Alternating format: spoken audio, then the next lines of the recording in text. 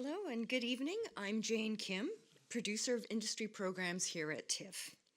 Welcome to this special industry panel discussion, The Art of Editing, Crafting Stories with Iconic Directors. Before we begin, I encourage you to reflect on the land you're on and its history. TIFF is located on the treaty lands and territory of the Mississaugas of the Credit and the traditional territory of the Anishinaabe, the Wendat, and the Haudenosaunee. The territory is within the lands protected by the Dish with One Spoon Wampum Belt Covenant and is home to many First Nations, Inuit, and Métis people. We're grateful to work on this land and to bring the work of Indigenous artists to our audiences. Tonight, we'll explore the special relationship between directors and editors in shaping unforgettable cinematic stories.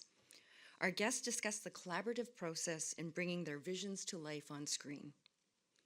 A special thanks to our partner, the Directors Guild of Canada, Ontario, for working with us to spotlight the best creative professionals and for demonstrating Ontario's reputation as a global hub for top-tier filmmaking talent. I'd also like to acknowledge our major sponsors, RBC and Visa, as well as our government supporters, the Government of Canada, the Government of Ontario, and the City of Toronto. TIFF's industry programming is generously supported by Ontario Creates and Telefilm Canada. And thanks to all the DGC Ontario members here today. Now, please join me in welcoming our moderator, Sandy Pereira, who will introduce our guests and guide us through the conversation. Sandy? Thank you. So first of all, I just want to congratulate everyone up here today. They've all had a fantastic year. First up is Chris Donaldson, who completed The Shrouds and Fellow Travelers. And then we have Cam McLauchlin, who presented Megalopolis and The Last Showgirl, which just opened on Friday, right? Just opened Friday. And Jay Prychidny, who just completed, or who just premiered Beetlejuice Beetlejuice this past year and is currently working on the second season of Wednesday.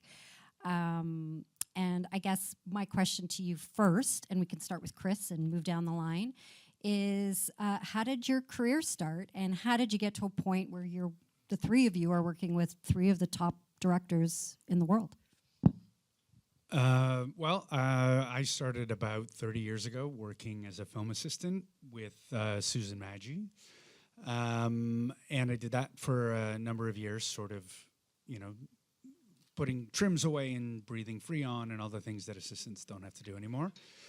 And I knew pretty early on that I wanted to transition to editing as soon as I could. And so the sort of first real opportunity I got was a film that nobody wanted to touch, which is a really good way to get experience, is working on things that either can't pay you or that nobody wants to work on. And it was a documentary called Vinyl by a filmmaker named Alan Zweig, which at the time everybody thought was a disaster and would never work, and it took us about a year. And it was a disaster for about a year, but then eventually one day we got it. And so it was through that led to my relationship with I had been working at Rhombus as an assistant, and so that led to sort of beginning jobs at Rhombus and so on and so forth.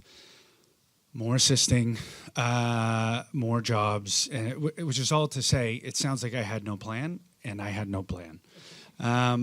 I knew the kind of projects I wanted to do. I knew the life I kind of wanted to have. Which is to say, I knew I wanted to have children. I knew I, wanted that sort of aspect of life. So it was trying to find a way to do the projects I was drawn to while simultaneously supporting my family. In fact, the first time I worked with Sarah, I was working on a job that I felt was like, okay, there's no coming now to this. Like, I'm going straight into middle of the road television. I'll never get out. And I was working with a director named Kelly Macon. And Kelly and I ended up working really late one night and got the giggles, like laughing like crazy about one supporting performer. And through that, Kelly said, I really want you to do work on The Kids in the Hall, Death Comes to Town, where I met Susan Cavan, and Susan said, I really want you to work on my next project, Take This Waltz with Sarah Polley. And I knew Sarah and that sort of stuff, so that's how that worked out. But again, the trajectory was not anything you could have planned. You can never say to yourself, I'm going to start in film, and I'm going to work with David Cronenberg. Like, that's ridiculous. Like, it's ridiculous to think I work with David Cronenberg now.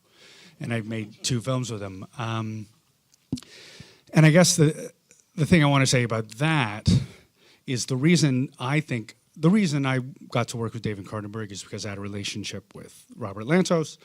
I worked very hard and proved myself in other avenues, but as important was the fact that other people weren't available. And so the idea that somehow any one person's success is not a zero-sum game. And I can remember thinking, like, this is extraordinary. I can't believe this happened. And it feels like a fluke. Yeah, definitely no plan. Still feels like a fluke. I think I have a horseshoe wedged up my ass that's stuck, but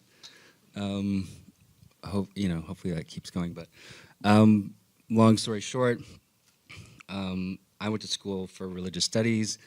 I didn't really know you could do this job. Like, I didn't think you got paid to do this. I was just watched film and loved film and made films as a kid. And I was traveling, and I kind of basically got to this point in my life where I needed to make a decision, and I was thinking about becoming a carpenter or, going back into film. So I went to Humber, and from there I met one of my fairy godmothers, Michelle Gemberg, who got me a job working at Deluxe. So I worked at the lab as a telecine operator, and eventually worked my way into the DI. So I kind of got a flavor of like how the sausage is kind of made in that respect. But I always intended and wanted to work on the other side. Every day I'd have to deliver a hard drive to an assistant editor or an editor.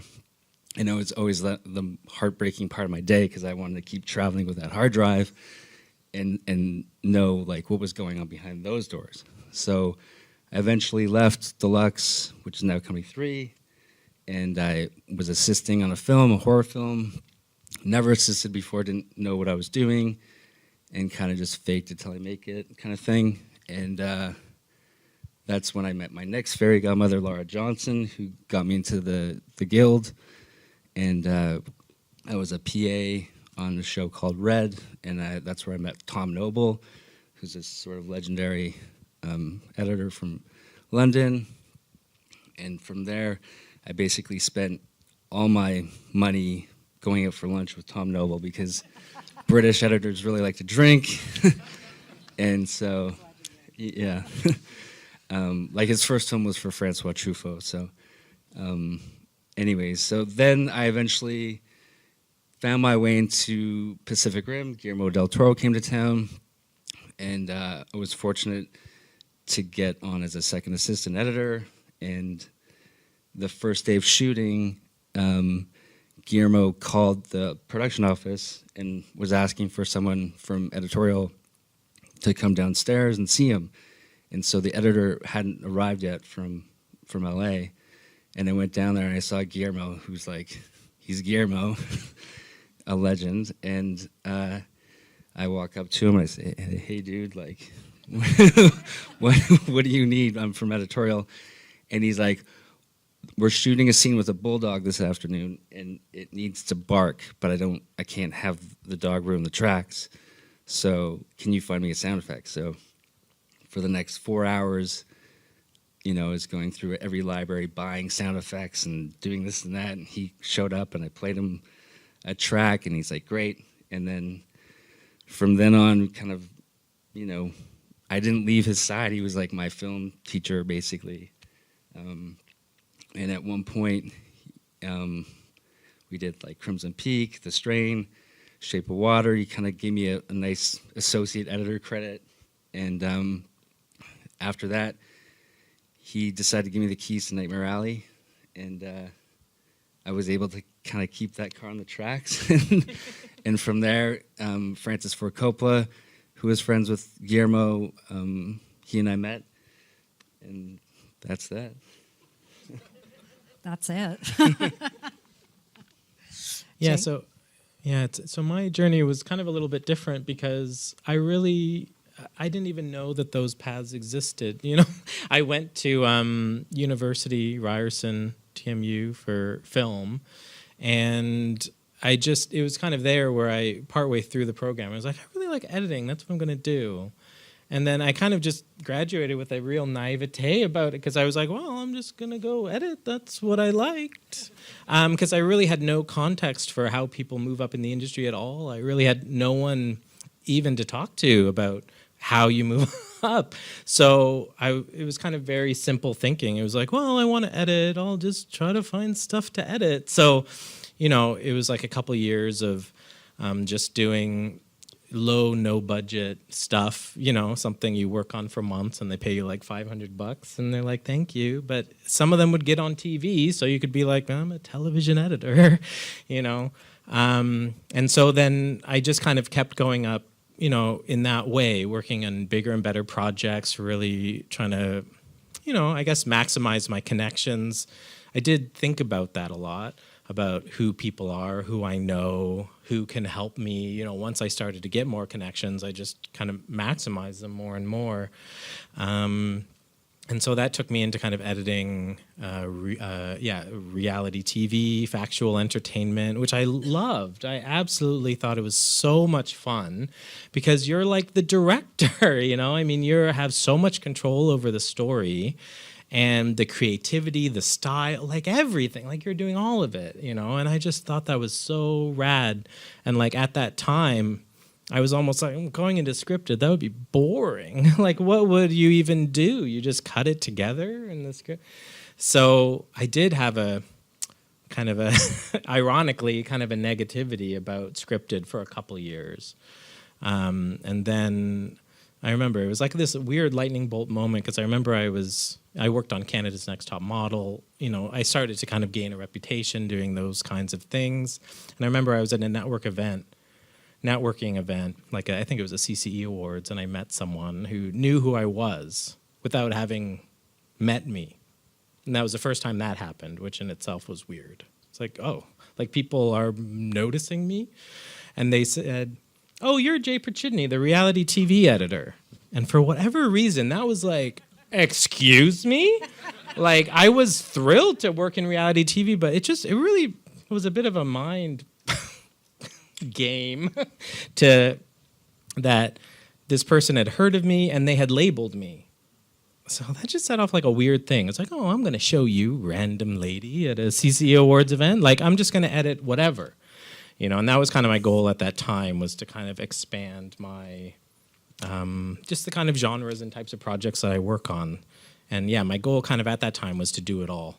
And for there not to be a kind of differentiation between reality, documentary, scripted. I kind of just wanted to do it all. It didn't kind of go that way because I find once you start getting on a track, you start getting stuck on that track a little bit, which is a great thing. I'm not complaining, but that's just the reality of what that was. Yeah. How did you meet Tim Burton? So I was put forward to edit on season 1 of Wednesday because I'd worked with the showrunners before on another show, and Tim Burton's producer was someone that I knew through a secondhand contact. Like, I'm always paying attention to that stuff. Like, who knows who, you know? So I knew who Tim Burton's producer was, and I knew a secondhand connection. And he was already kind of ahead of it. He had already recommended me to Tim Burton's producer that I should edit it.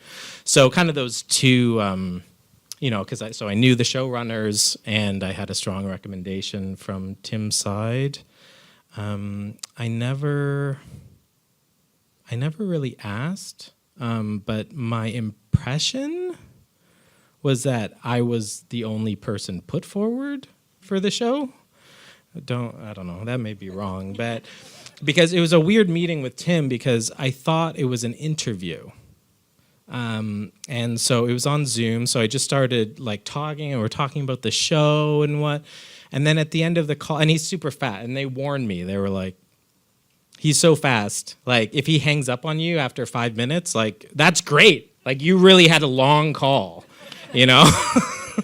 So, you know, we chatted, and yeah, I think it went like 7 minutes. I was like, whoa.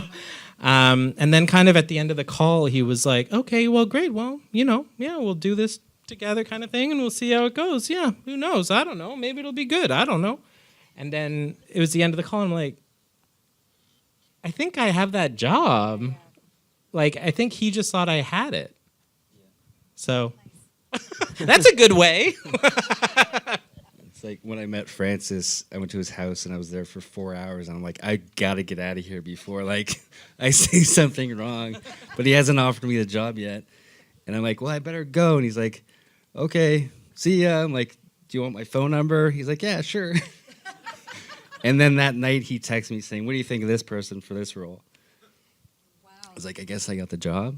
Yeah. It's just like, it's so weird, right? It's like, it's kind of surreal when you start to work with that level. It's Jay and I were talking about it earlier. It's almost like a fever dream. You're like, is this happening? Is this like, I wrote papers about these directors. I watched their movies as a teenager. Like, how is this happening?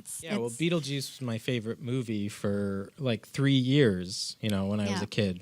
You know, from 98 to like 91, it was my favorite movie. Yeah. So it's like this doesn't seem right. It doesn't like, seem did I right. like conk my head? And what reality am I in now? It's very weird.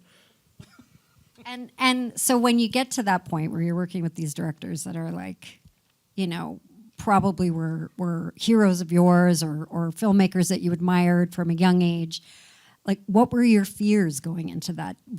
Were there moments where you thought, can I do this? Can I work at this level? I'm this person and they're that person, and how did you wrap your head around that? I guess we could start with Chris at the end, with both Sarah. You also worked with Adam Agoyan, and most recently Cronenberg. I mean, these are three huge names in cinema. Yeah, I mean, I knew Sarah socially, but had the similar experience to Cam with Take This Waltz, where I was so nervous I couldn't eat, and I was at her place, and then her and her now husband are like, we have leftover Indian food, and I was like, no, and then at the end of this meeting, I said that same thing. I said, okay, so I'll hear from you, and she was, why? And it's like, oh, you have the job. And then I was like, oh my God, can I have some of that food now? You know, with David, and with Adam again, Adam is an extraordinarily generous and warm person, and he makes you feel very connected to him very quickly. He's very funny and disarming that way, and so, you know, there's still that part of you going, what am I doing here? But it seems okay. With David, that was like next level. And also, so, you know, I watched everything again. I thought about what we were going to do, and he was shooting in Greece, and I came up with this plan, and I said, you know, David, for dailies, maybe at the end of your day. And he's just, you know, I don't want to watch dailies. And it's like, oh, okay. And then he said, and you know, I'm not really going to say anything in continuity, like what I like just do whatever you want. Like, I just want your first impression to be the thing that you're responding to, which of course was hugely intimidating because it's David Cronenberg, and I'm somehow supposed to step into this legendary chair and not fuck it up. And so at the time I was really nervous. I was really lucky. The first few days of dailies had Don McKellar in them, and I'd known Don a really long time. I assisted on his film Last Night. And so I could look at Don and go, okay, this I understand. This is recognizable to me. Like, I'm just going to try and, you know, stop hyperventilating and just cut it. And after about 2 or 3 days, I realized that what David had done was really quite amazing, intentionally or not, which is if there was little notes in continuity that said, I like this, oh, nice smile or something, then that's all I would have been doing. is just trying to figure out the code of David Cronenberg from the continuity.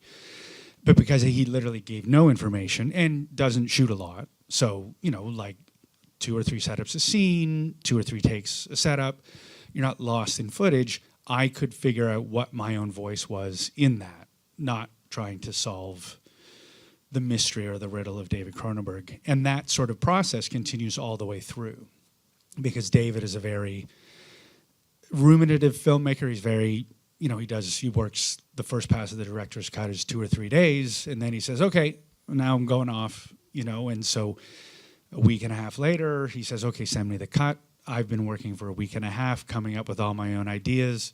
We reconvene another 2 days. I show him everything I've done. He says, you know, like, it's not a place where he's sitting there saying, move that by a frame, move that by a frame, or it's very sort of, you bring everything you've got to it because that's what he's expecting.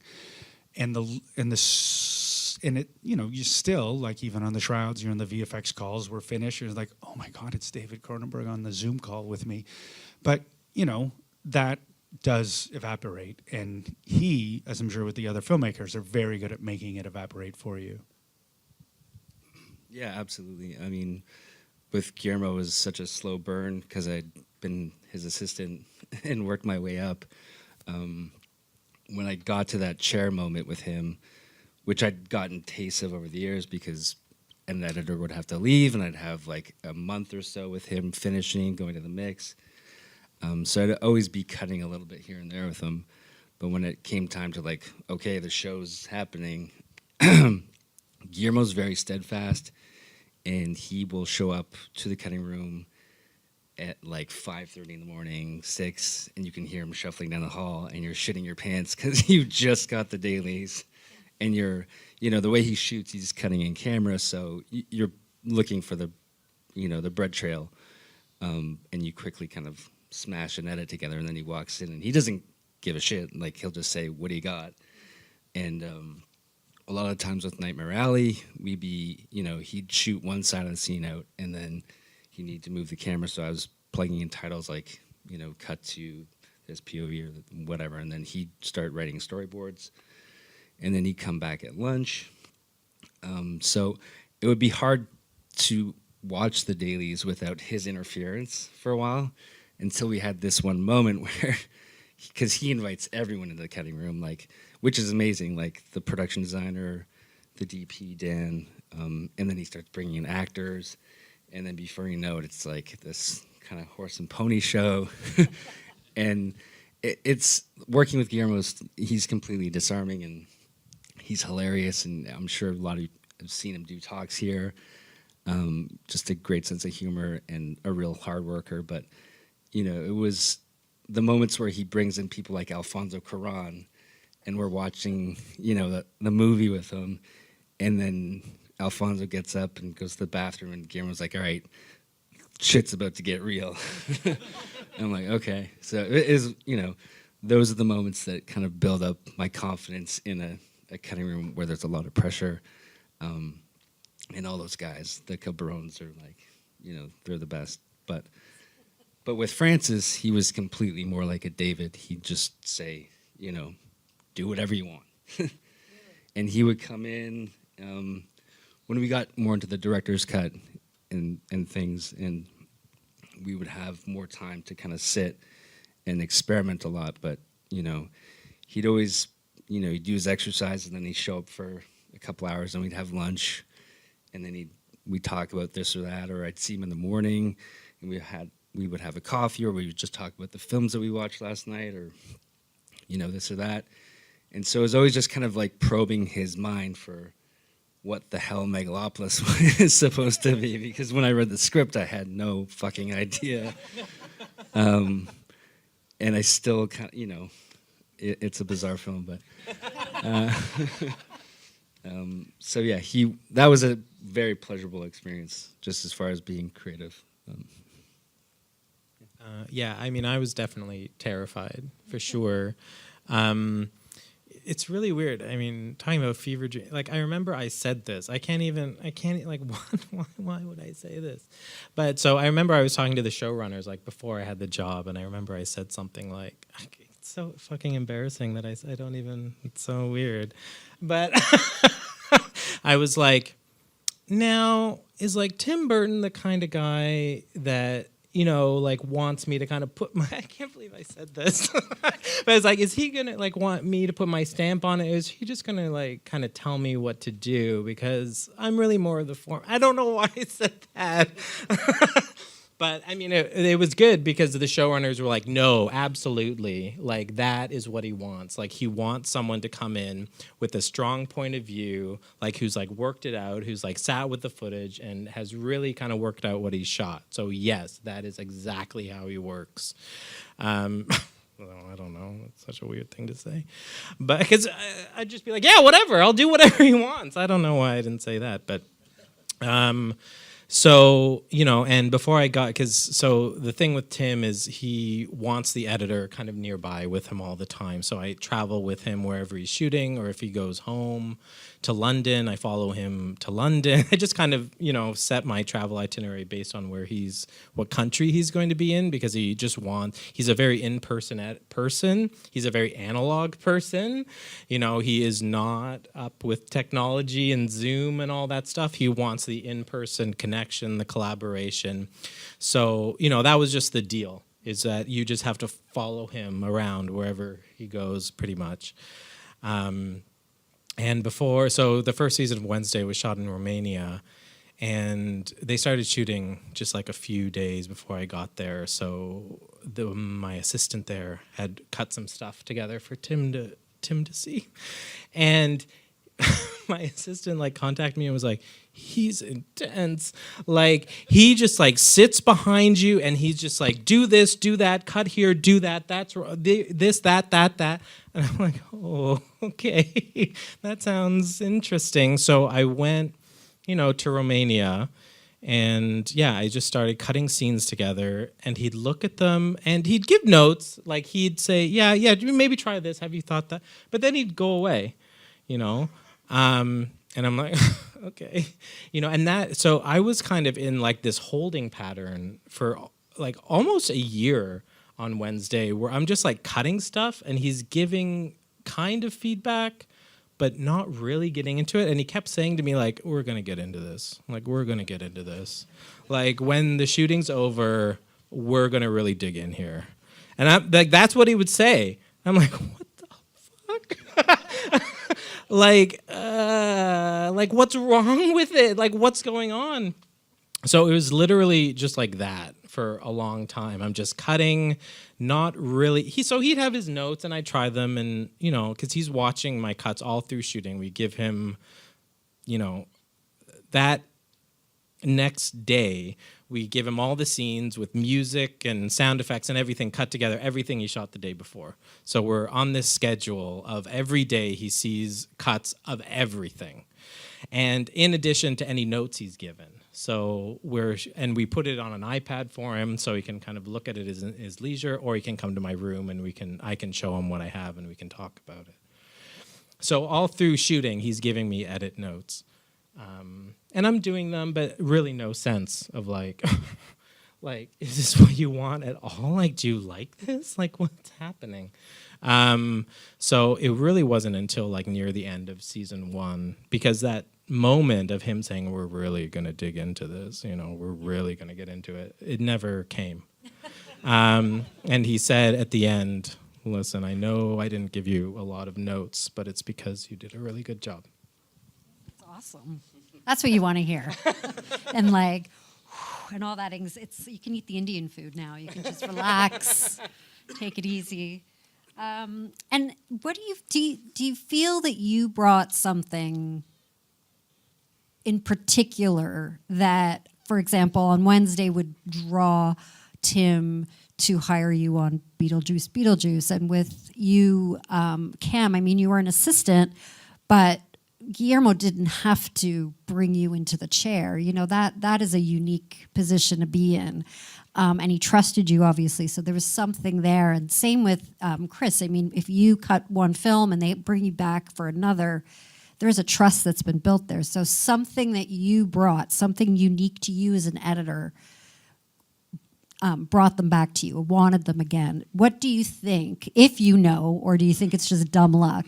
What do you think that was? I don't know who wants to go first.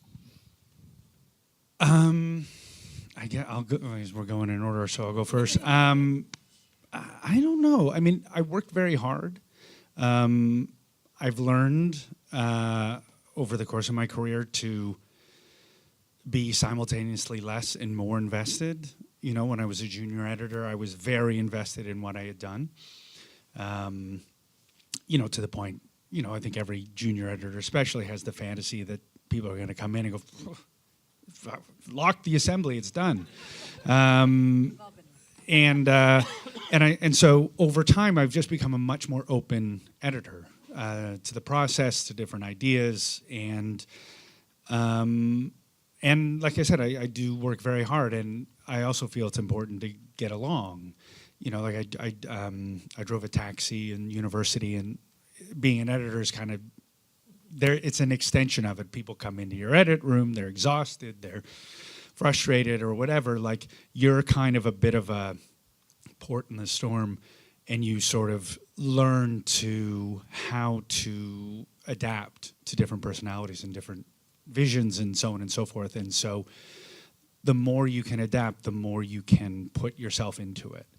And like, you know, as Cam and Jay are saying, like, these directors like David and Sarah and Adam, like, they want they not wanting you to just do they want your craziest idea, they want your biggest swing. And I think that you just gradually being confident enough to say, no, David, like, I think we do need to cut this, but also learning eventually, like, him saying, oh, didn't we talk about this?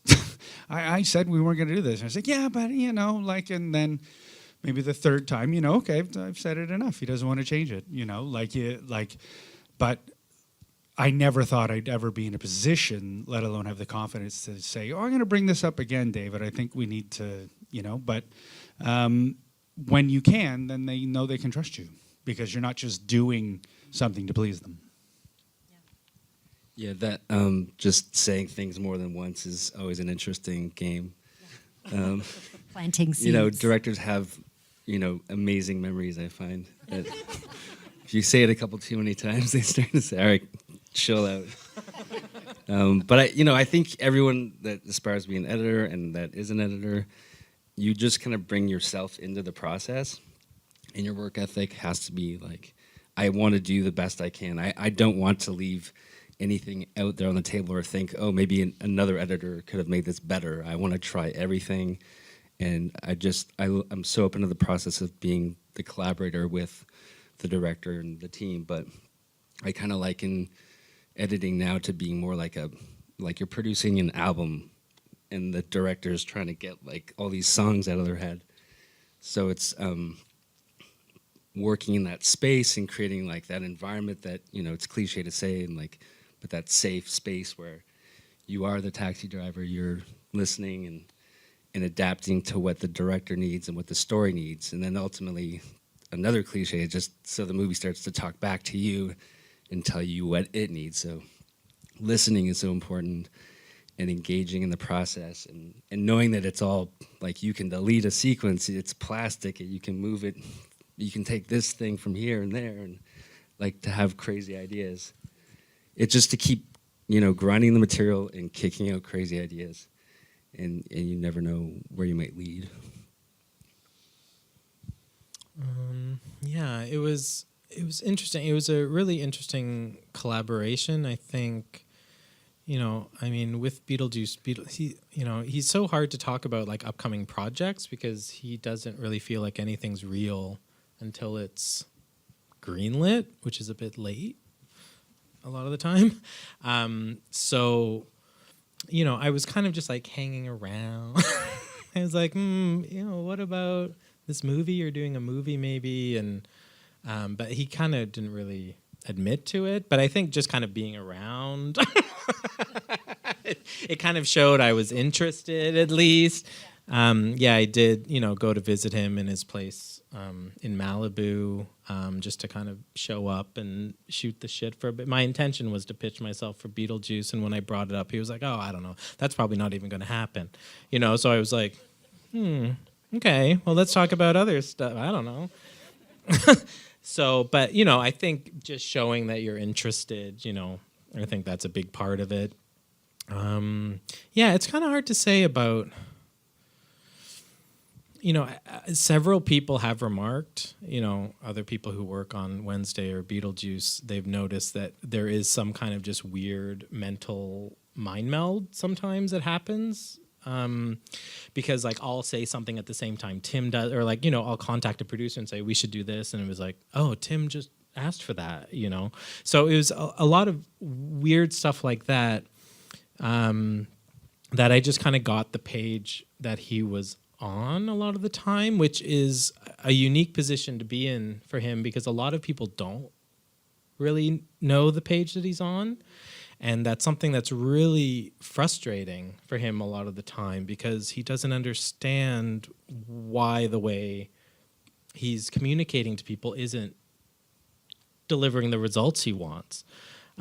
So to have a collaborator that, just kind of got always, what he was saying, what he was asking for, and also could guess ahead of time what he was trying to do.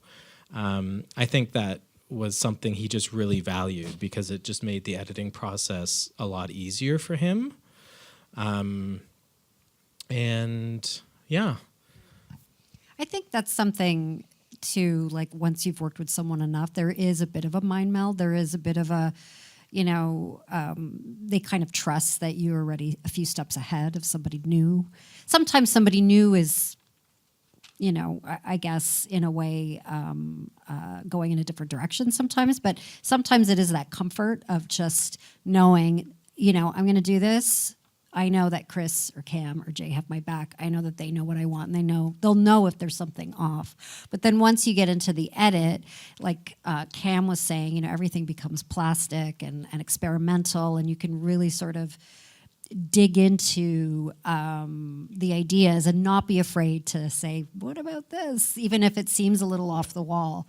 Those I find the hardest things to do, especially with someone new, like Crimes or Nightmare Alley,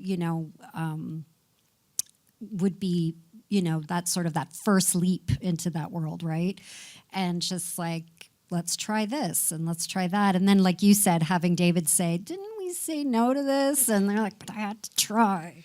But yeah, one of the amazing things I did find was that he was so willing, and he wanted me to bring myself and my own perspective, and he didn't want to tamp that down.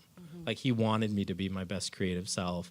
And sometimes, because he shoots footage a little unusually sometimes. So, sometimes you do get footage and you're just like, I don't know what this is. Like, I don't know where this goes. I don't know what this is for. The script supervisor doesn't know. The script supervisor is like, I don't know what this is,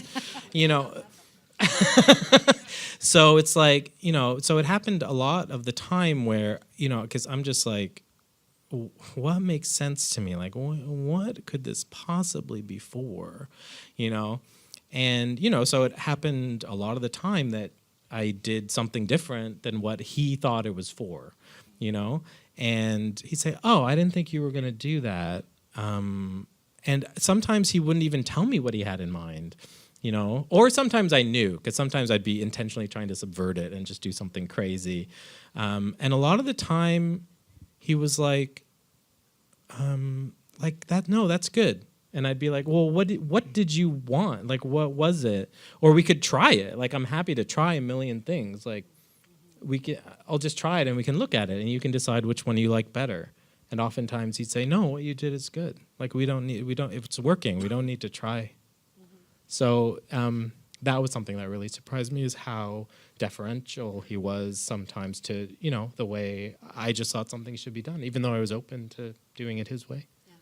And I mean, all three of these directors, though, like, not every director is renowned for a sort of world building, and all three of these directors are huge world builders, right? Creating these sort of visionary films, and those can be confusing and hard to edit, right? Because a lot of it is relying on someone's imagination that is not necessarily in your own head, and how they how do you get the story across, the performances across, the tone across, while also sort of keeping all the pieces of that world building together, especially when there's a lot of VFX. And then how involved are you in that stage when it comes to that? Like something like Megalopolis, like that's a whole world that was created, and same with Beetlejuice. I mean, Tim Burton's renowned for all these worlds. David's also, like, Crimes of the Future is again, sort of back to that very organic techno kind of world, and so it's all kind of grounded in reality, but you're always working towards sort of inserting it into this other kind of, I guess, vision. How do you keep all those pieces together when you're, it's a lot of balls in the air to kind of like handle. And then at one point, and I did this is something you might have to sort of, put your hand up over, but it's like, at what point is the visual more important than the story, and vice versa, and sometimes is there a push-pull there? Well, with Crimes there's such a level of specificity in the world in David's head. The script that I read there were certain sequences that were, when the footage would come in, I go, oh, I guess this is what we're doing, like sort of very drastically scaled down or whatever. But I think that David's vision is so singular. That's what gives it that's why it's such a big tent, in that, like, he is an arbitrator of a thing that is so specific, and everyone is working towards that while bringing their own thing in. So you kind of feel the performance tone, you feel the Carol Spears' production design, like, the way Doug Coe shot it. It's all sort of, even though he doesn't articulate it, although I'm sure I presume him and Carol have long conversations. When I was a bit worried, like, we don't talk at all during the whole shoot, I heard a podcast interview with Peter Shasitsky, his old DOP, and Peter Shasitsky said, "Oh no, we never talk." So I kind of went, "Oh, thank God." But I think that then say with Crimes, when it came in, it was mostly puppets, because they're not going to cut people up. So it was a lot of, once we had the cut and we're really bearing down on VFX, it was working with, like, by that point, I guess I felt I knew David well enough, and it seemed pretty specific. Okay, the bone is going to slice here and all that, and he was more than willing to let me sort of take the lead in the specificity of, okay, this is what's going to happen in this shot, and this is what we're looking at. And it's the thing that, because he has such a big tent and such a specific vision, if I go off course, it's but he's always open to, learning the course. So, but it wasn't, Crimes it's very contained, like, as opposed to, say, what Cam was managing with Megalopolis, which was pretty expansive. Yeah, and Chris worked on Megalopolis as well. I don't want to exclude you from that conversation. No, but either. like I went for a walk on the Niagara Escarpment, and you climbed Everest. I think, like, it's a very different experience. Like, Cam and I actually have never had a chance to talk about it, because he was in Atlanta and I was flown to Atlanta, and Francis gave me a drive and said, okay, just go back and do whatever you want in this one specific sequence in the film, this Madison Square Garden sequence. And it was, like all the stuff we're talking about, it was this insane experience happening in my basement. Then, like this, but once I got through all the footage and realized, as Cam was saying this, I'd look at the script and go, what the fuck is this I'm looking at? I'm looking for it in the script. And then eventually you find yourself in it. And the chaos is something that you embrace, you know, like when you can do anything, once you allow yourself to do anything, it's this extraordinary creative experience. It's just getting to the point where you feel confident enough to know, to go, I'm going to just go totally crazy here. So. Yeah, I mean, with him, you just start making decisions and see where it goes. But with the Madison, excuse me, that sequence, basically, when I met Francis, one of the first things he said, you know, we were talking, and I said, you know, well, why isn't Walter cutting this film? And he's like, well, Walter has some issues with the script. And I subsequently met Walter, and amazing guy, and got more of the story. But he did tell me the first thing he said. He's like, I usually work with like at least 3 or 4 editors, and you know, I hadn't done that before. But it was a wonderful experience. Chris did an amazing job. But we would watch the footage, Glenn Scantlebury, this other editor, and I, in the morning, and be like, what the fuck is going on? And then we'd go back. We'd each take a crack at scenes every day, trying to keep up to camera. And then Francis would come at night with his son Roman, and then we'd watch the dailies again, and then we'd start to get little nuggets of, oh, that's what he wants to do. Oh. But then, you know, later he'd change his mind, but at least you had some place to kind of, a demarcation line to keep going.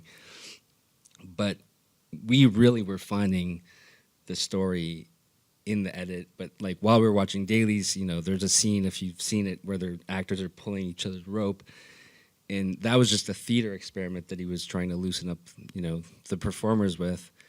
And we saw it and we're like, well, that's pretty cool, like that's weird. So any chance we could lean into the weird, Francis was starting to go back and shoot more weird things. And then the process got weirder and weirder, but yeah. Yeah, I could talk about Megalopolis for that's therapeutic. Yeah, I mean, similar to that, I mean, the reason why Tim, you know, wants me around and showing him cuts of everything all the time is because it's part of his process. It's not just about getting edit notes in early. You know, it's about, that's part of his shooting process, is to develop the movie in the editing as he's shooting, because he responds to then what I've cut, you know, and then that either shows him what movie we're making, which informs how he shoots the rest of it as he goes, or it shows him what's not working, you know. So it's, you know, he's just very, it's like his editorial process and his shooting process are really one, like there's no separation there. You know, and one example is, you know, the first scene where Beetlejuice is in the movie is the first scene that Michael Keaton shot. And the concept in the script was kind of like, unlike the first one, this is more a day in the life of Beetlejuice. It's like a slice of life for what Beetlejuice is like up to in the underworld, you know. And so it was shot that way, like he's like a normal character. And then I cut that scene, I showed it to him to the next day, and he's like, this is not the character. He is not a normal person. He is not just, you know. And so there wasn't a reshoot, but he continually kept going back and shooting more and more, like not with Michael, but to just give it a more anarchic feeling. You know, so he'd go and shoot pickups of, oh, these guys are on the phone and this weird skeleton switchboard operator, and you're just like bouncing all over. So he could see that he wanted that, and go take the scene in a new direction stylistically because it wasn't working how he shot it. So that was to fix that scene. But also he realizes, I'm not going to shoot Michael like that again, you know? And so every other scene he shot with Michael, he approached it completely differently, you know. So it is a very collaborative process, and that was one of the really cool things on this movie is I've collaborated with more departments on this movie than any other, because the whole concept of it is so much of it is happening in camera, and just not CGI added stuff. So I would, have the special effects supervisor come in, and we'd be looking at cuts and talking about things and inform what he needs to shoot and what kind of puppets or whatever he needs to build. And that was just so exciting because I've never worked with a special effects supervisor, before. And, all of the departments, because it wasn't just, oh, we'll all sort it out later after it's all shot. It wasn't that. It was, we're all collaborating together. And so when I finished the editor's cut, we also had an amazing visual effects editor in London where we edited the movie and shot it. And because a lot of it was 2D effects and not a lot of CGI added later, he could do a lot of the effects and they would just look fantastic. Just so by the time my editor's cut was done, the movie looked like a complete movie, which is so rare. You don't really get that. So that was the exciting thing about it, is you could just see things develop as they were shot. And Tim would see done visual effects for stuff he shot the day before, so that just kind of informed the entire process. So by the time we got to the end of the film, we kind of had it. Yeah, no, that's incredibly helpful. And I think one of the things about working with these bigger and bigger directors as your career sort of, you sort of climb the ladder of your career, is not just the directors, but the scale of the productions you're working on. And so Beetlejuice, I mean, it's a sequel, so you had a lot of pressure coming from the fact that it's this massively successful first film and a long-awaited sequel. You have Megalopolis, which was a huge production, self-funded. I mean, I'm sure there was pressure there from, maybe not from Francis, but I mean... he fired the production department, VFX so department. I guess so. Lots of pressure there. 2 months into shooting, so that was pretty interesting. And I mean, when you get to this scale, it's not just Tim Burton, it's not just Guillermo del Toro, it's the studios, it's audience reactions, producers, and it starts to become, it gets a little muddy. All the from above conversations and notes and audience feedback and like screening numbers and all of that stuff. And how do you stay cool under that pressure, because that's a lot of pressure. That's usually when on a huge show sometimes somebody gets fired, or just because somebody needs to flex some muscles. I've been on a show before where everyone got fired and the show took off, back to LA, and it's terrifying, but it's like it wasn't our fault, and we know that happens. So how do you keep your cool in those situations, and how do you just try to treat it like a normal film, and then instead of this huge $100 million+ scale production? And also, I lost my train of thought. Anyway, start with that. Well, the two films I've done with David were not hugely expensive. They're in the $20 million range, but if they were in the $100 million range, they would probably be David Cronenberg films where he's not interested. And so, like I was watching footage of The Shrouds at Cannes, and David said, "This is the first time I've watched it with an audience." And I can imagine a lot of people in the business going, "Yeah, right." No, that's the first time he's watched it with an audience.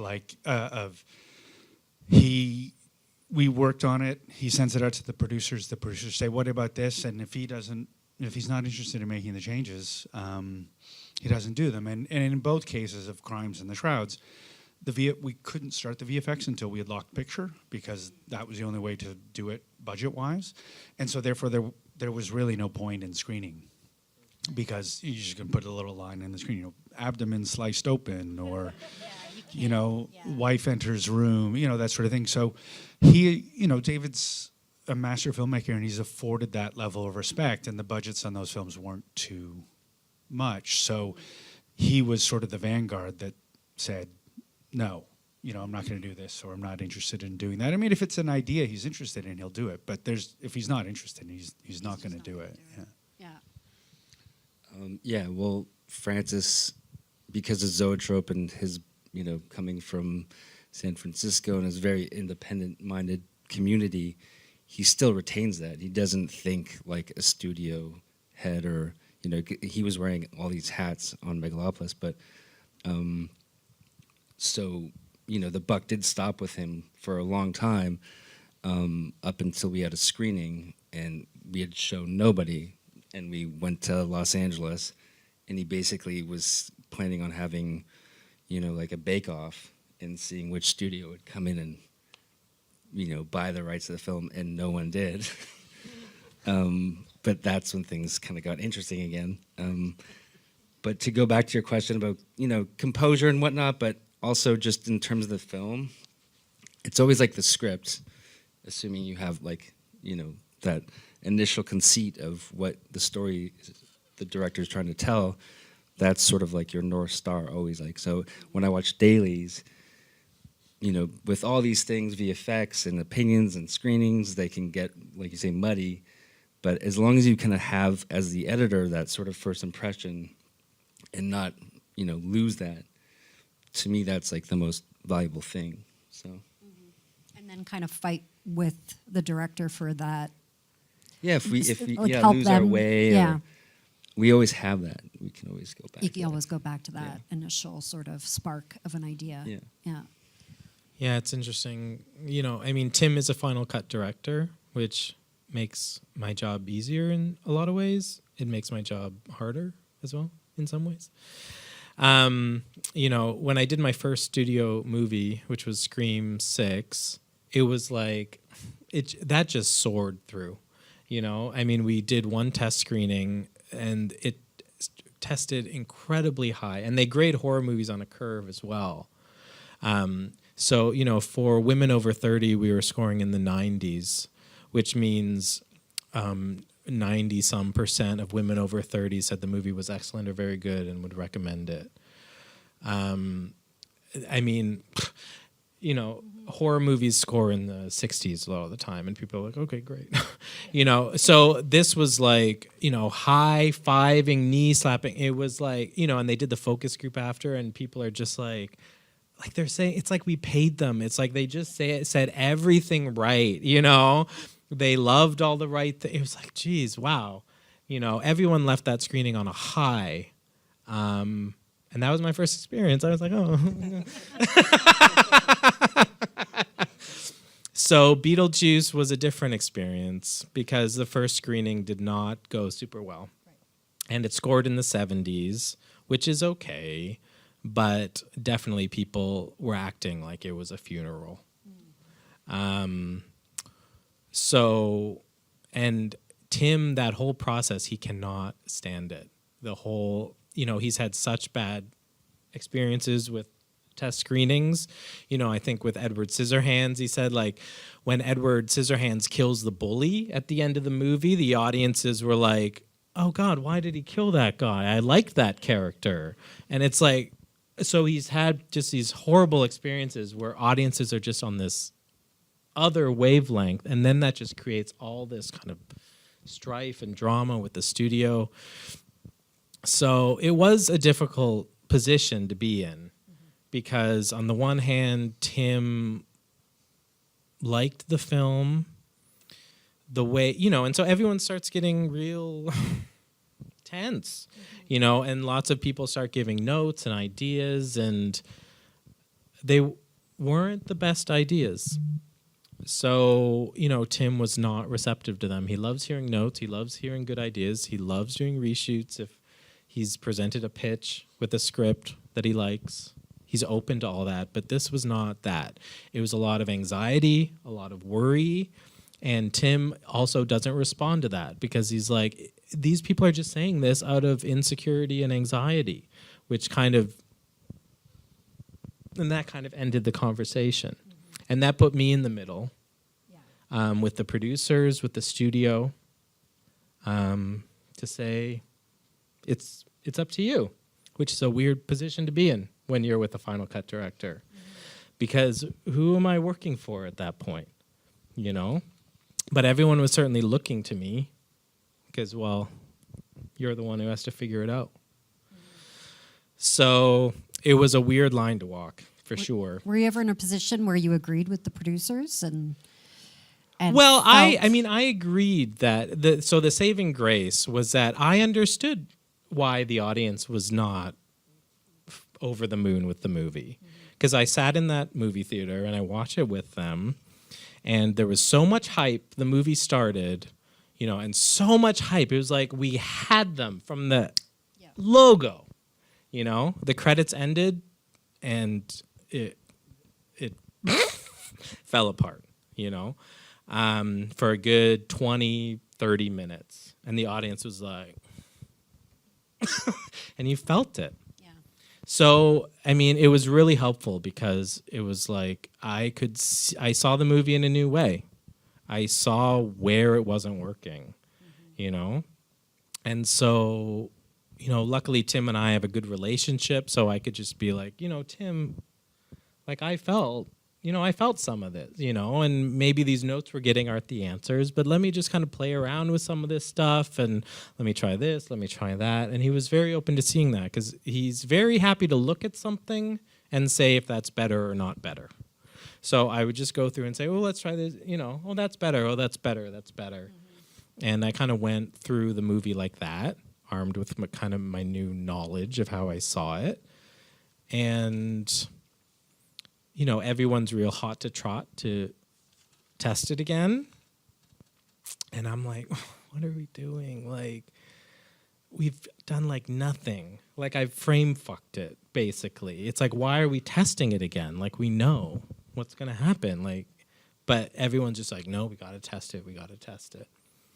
And it was like a miracle because you just felt immediately the whole audience had turned around on the movie. And, things that weren't hitting were hitting now. And, I always know this, but it was just like, just a total reminder, just now it's stuck in my brain forever, that those little things, those little timing changes, it doesn't have to be a lot. You don't have to go crazy. You don't have to completely do something from scratch, Those little changes, minor changes, can have an overall cumulative effect on an audience, So, we test screened the movie 6 times. So that was, it got us a lot of information and data and audience reactions. And so we screened 3 different cuts of the movie twice with different audiences. So we could see it's not just a fluke, It's like, as we see if different audiences are responding to the same cut in the same way. So, and, they did. It was very consistent how audiences reacted, and just making I don't know, maybe we cut out 5 minutes of the movie, like largely in that first half-hour chunk where it was most problematic, and it just totally transformed it, and the audience just got in this rhythm of laugh, laugh, laugh, laugh, and it's like, wow. Yeah. when you're in a screening and you can feel that discomfort. But it's a great way to get a fresh perspective, because as editors know, when you've been looking at the same cut for months, you do need that kind of reboot. You need a fresh set of eyes, and watching it with an audience can be. So it's really difficult for someone like Cronenberg, who doesn't like to do screenings. And one thing I was going to ask about, I was an assistant working with David Cronenberg for many years, and at that time, I don't know if he's changed, but he hated temp music. Does he still hate temp music? No temp. You never put any music in. No music. And how does that work with you? Because well, I now love it. Like, I think that the difference in television, you just don't have time. Mm-hmm. Like, if you drop off the cut and there's no music, people they have a day. There's not enough time. But with David, what he said to me was, "I'm not going to tell Howard Shore what to do," which I took as, if it's completely open, temp. We all have temp love. The temp tracks you put in start to dominate the emotional texture. And in the way that he's completely hands-off with me as the editor, no talking during production or anything like that, he's the same with Howard Shore. Like, there you go. There's the movie. And at first, it's a little disconcerting because my process generally is I don't put any music on until the very end. So I've done my entire assembly, I've done all the sound, I've watched it, and then I'll put the music, because then I kind of understand where the music needs to go in the film as opposed to in the scene. And then, so I'm very accustomed to cutting with it, but eventually you start to learn the rhythms of it through music that you put in. And with David, it's not. And so he's the images and the story have a rhythm that is not music, that is not dictated by music. Yeah. So there were certain moments, like in The Shrouds, I remember there was this shot of sort of a jib down along a toppled grave thing. And I thought, oh, this will be great because it's his wife's grave. I know Howard's going to put, I built it for music, knowing there would be music in it. And David's like, it's too long. And I said, yeah, but I think Howard will probably want to put music there. He's like, no, it should just come here. Howard did put music there. Yeah. But the rhythm is entirely in the cutting. So, and then Howard finds his way through it after that. And it's amazing because all of a sudden the movie just oh my God, it just lifts and lifts. Yeah. So. But when you worked on Fellow Travelers, Handmaid's Tale, all these huge television shows, I know with TV, you can never deliver a cut without music. So it just becomes this foreign concept. Like, what do you mean? Yeah. How do I dress this up? I can't just send a cut dry like this. It's kind of intimidating. No, but now, in fact, with Fellow Travelers and with the movie I've been working on right now with the director named Matt Palmer, I said, Cronenberg doesn't use music at all until he's done, like, ever. But, what if we don't do music until we've gone through the first few passes of your director's cut? And they both loved it. Yeah. Because you're not, again, you're finding stuff that is not in the music. The music is a balm in life and in edits. And so it hides a lot of things. It can. And it also sets rhythms that aren't the film's rhythms, they're the music's rhythms. So the last two projects I've done, I've delivered assemblies without music. So that's something you took away from working with Cronenberg, is that not feeling that reliance to that sort of external rhythm and relying on the picture. That's interesting. Yeah. And then I know Guillermo is big on sound design, right? Yeah. Yeah. Mary's here. With visual effects, we'd be doing something similar. She was our VFX editor, assistant editor. Yeah, she's amazing. And with Guillermo too, like, he walks in and you kind of want to put all the laces up and doll up the whole thing. And then it's sort of just, like you're saying, rhythmically, you can fall into these traps and you're hanging on a shot because Bernard Herrmann's score is so rich and beautiful, but ultimately that timing has to come from within the characters and the camera movement and all those things that are just images and, rhyming with the dialogue. So if you start to get too down that path and temp love, but then if the composer hears the cues and then they start to track it like that, it just becomes something. It's like a clone of something. It's not its own thing. So, but with Guillermo, eventually he just gets sick of hearing it and he's like, just mute that shit. And it's just there just to kind of give you a vibe and to kind of feel what the scene is going to be like. But, I definitely now I cut dry. And with Francis, because I came from like the Guillermo school of like load the thing up, put the kitchen sink in there, he was like, what is that noise? Like, because he's used to cutting on film of like, you have 4 tracks. So he's like, I'm like, that's an ambient track and that's, wash from the window. He's like, he's like, it just sounds like noise. And then you hear like all the, like back in the day, you'd hear splices and, changes in the edit. And, Francis is just watching it like, no problem. But with Guillermo, he'd be like, I can hear a shift in the ambience. Like, you're like, oh, we'll get there. He's like, no, fix it. I can't tell if the edit's good. Yeah. And then that's when I mute it and say like, okay, well, Right. Yeah, and sometimes that's an amazing way to watch something. It's just no sound at all. It's just like mute the whole thing and just watch. But you have to be so versatile, right? Like all of you, like with every director. I mean, Sarah, I'm sure Sarah Polley works differently from David, differently from Francis. I mean, I just wanted to throw in one quick thing. I met Eddie Hamilton, who edited Top Gun, and when I met him, I had just been on a plane, and I watched Top Gun through. It was like the third time I'd seen it. It was through two people's chairs, no sound, and it was incredible. yeah.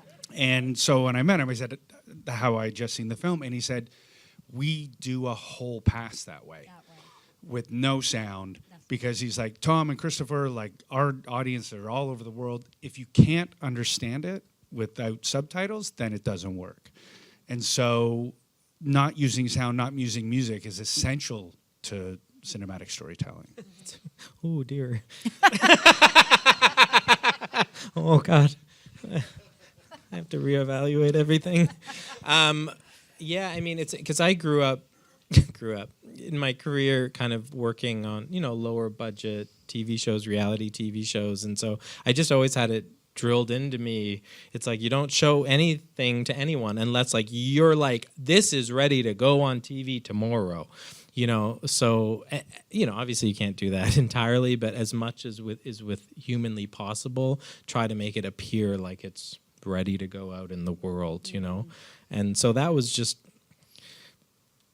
my notion of what editors do. I don't know. So, when I started working with Tim, I didn't know what he was used to seeing, but, that was just how I was. So it was always just making really and I love sound. I've produced several, TV shows, and I love working with sound designers and, kind of leading that charge. So, in my first cut, I'm thinking about, and I'm thinking in the scope of the movie or the project. I'm not just like on the scene. It's like, I'm like, how does this fit in the movie? Where do I think things are flowing? What type of tone or texture do I want when we're here,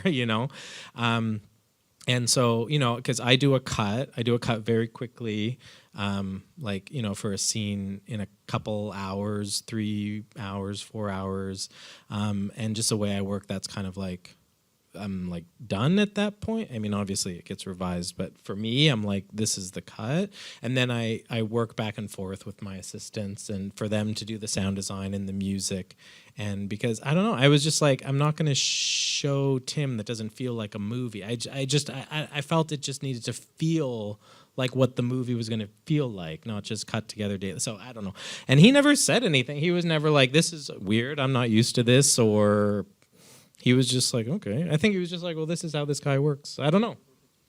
I think people are different. I think some people want it all dressed up and some people don't. And I just remember Cronenberg hated temp music. And I remember we had to do a screening, and every temp piece of music we found he hated.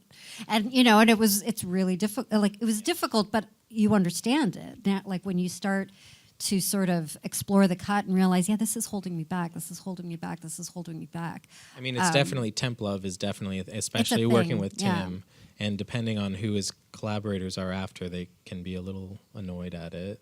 Mm-hmm. But some of his collaborators just understand how it works. Like, they look at what I've laid out and they understand that their job is then to enhance it and take it to the next level, not to creatively re-engineer it, because this is what Tim has already approved, essentially, and they just want to take it the next step based on the kind of template. It's like a roadmap, Yeah. But I've had a movie with a director, Albert Shin, called Clifton Hill, and we had, we were running with this and that temp music, and we had a pretty bad screening. And then so we got rid of all the score, and we just, cut it for a couple weeks.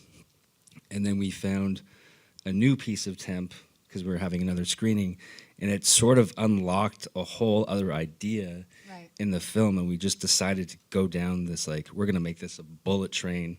Like, it's just about this character. We're never leaving. And the music kind of helped inform that. So it was, it works both ways. Yeah, for sure. Yeah. say something? No, and obviously, other than with David, every other person I've ever worked with, then the music is huge, and some right from the beginning, and some from the middle, and yeah, no, like once it really opens up doors and tone and intent.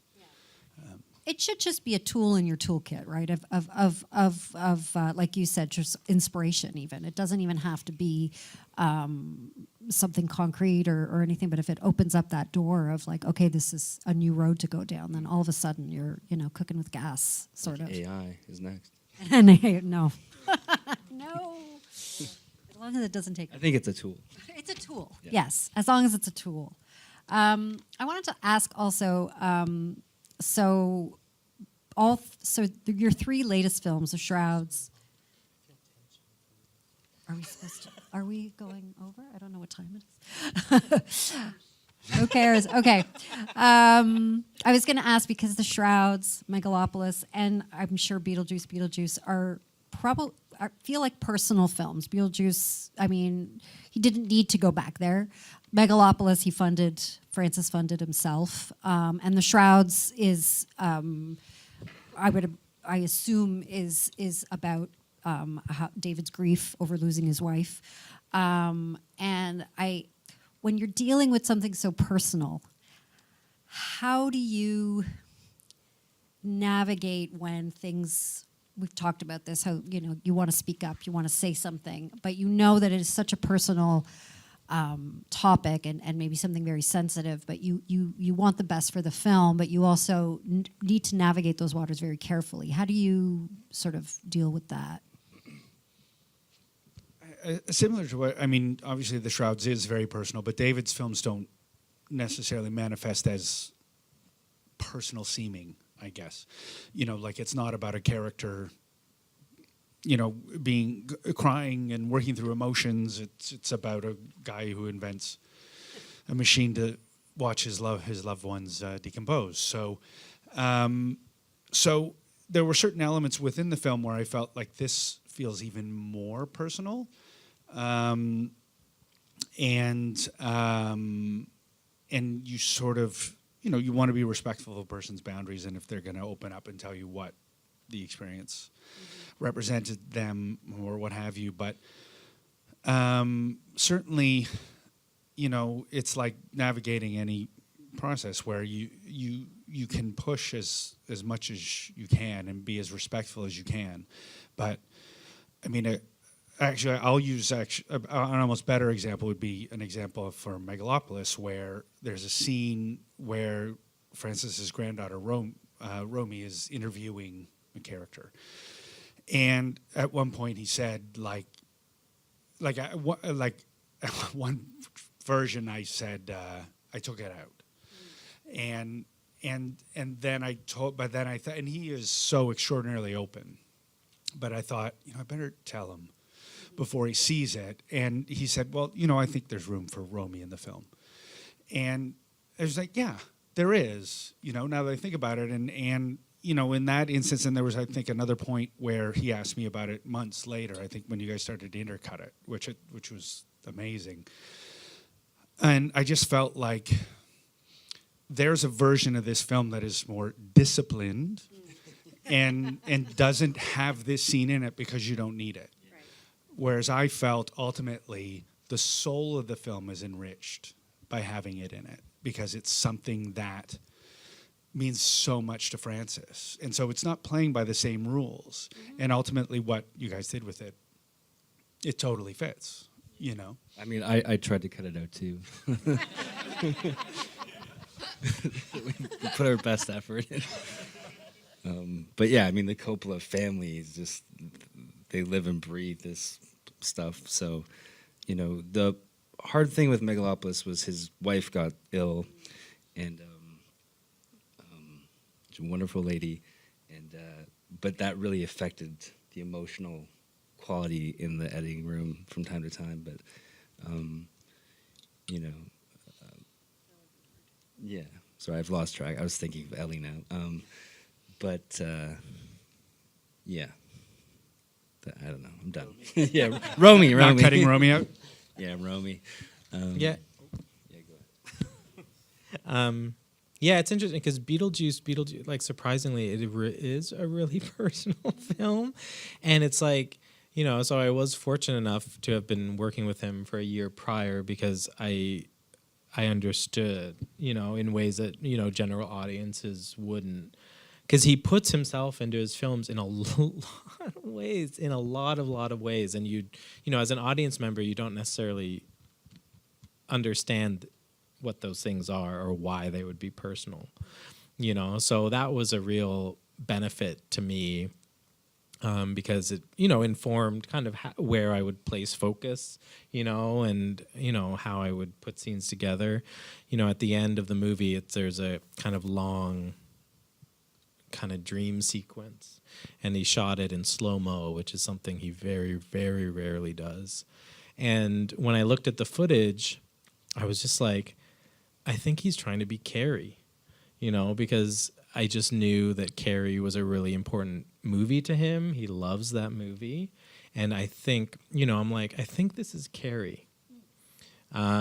So I just went for it, and I took the music from Carrie and just slapped it on.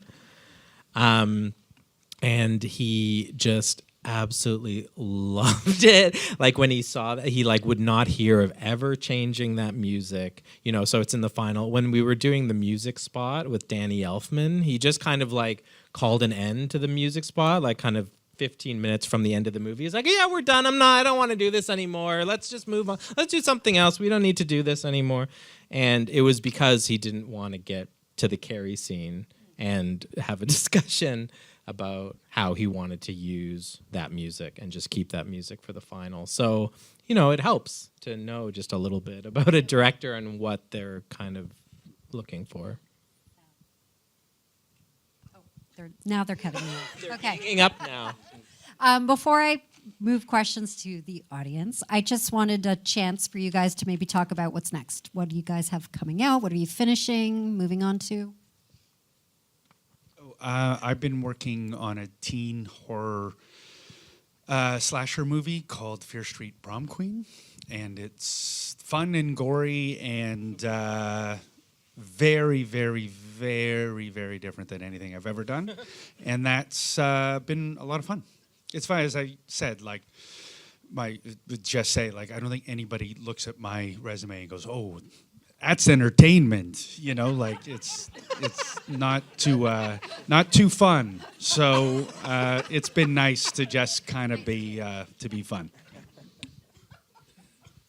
Yeah, no, I finished The Last Showgirl, like the two films kind of blended at the end, which was a little insane. So I'm just taking a break, and I had an interview last night that I think went well. But Good luck. we'll see. Thanks.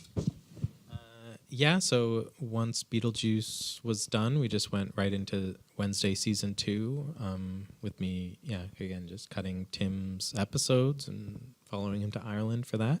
So, yeah, I'm kind of wrapping up to the tail end of that, I think. So, yeah. Great. Well, thank you, guys. I'm going to move questions to the audience. Is that... No? We don't have time?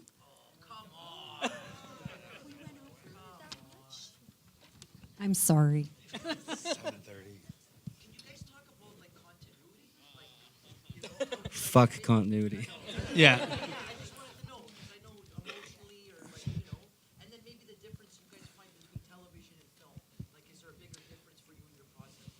I will say that continuity is important to David. David is a very classical filmmaker and sense of geography, and like it's really important. So, in a scene with the shrouds where it's a 6-minute long dinner scene with 3 shots or 3 setups. Really, like we had a medium on Vincent and a medium close up and a 2-shot for 6 minutes. And English is not his first language, and food continuity. That oh my God, that was unbelievable, because continuity is very important to David. But generally, I don't care. And TV, just quickly, TV is speed chess and film is chess. I think that's how I see them. Speed chess and chess. Yeah, I don't know. With Francis, continuity, you know, he and I would I'd fight for continuity at some points because he was just taking massive leaps. But it was always, you know, he would always start off by saying, "Do you want to hear a crazy idea?" And then you're like, "All right."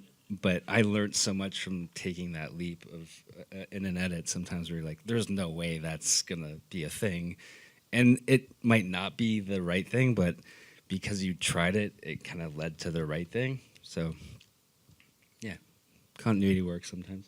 Yeah, Tim doesn't really care about it. I mean, with the script supervisors on set, often they're telling him things, and he's like, I don't know what you're worked up about. Like, it's fine. So, you know, the script supervisors on all these projects are always kind of calling me in a bit of a panic, saying, "I tried to tell him it's not going to cut together. It's nothing matches. It's all, you know."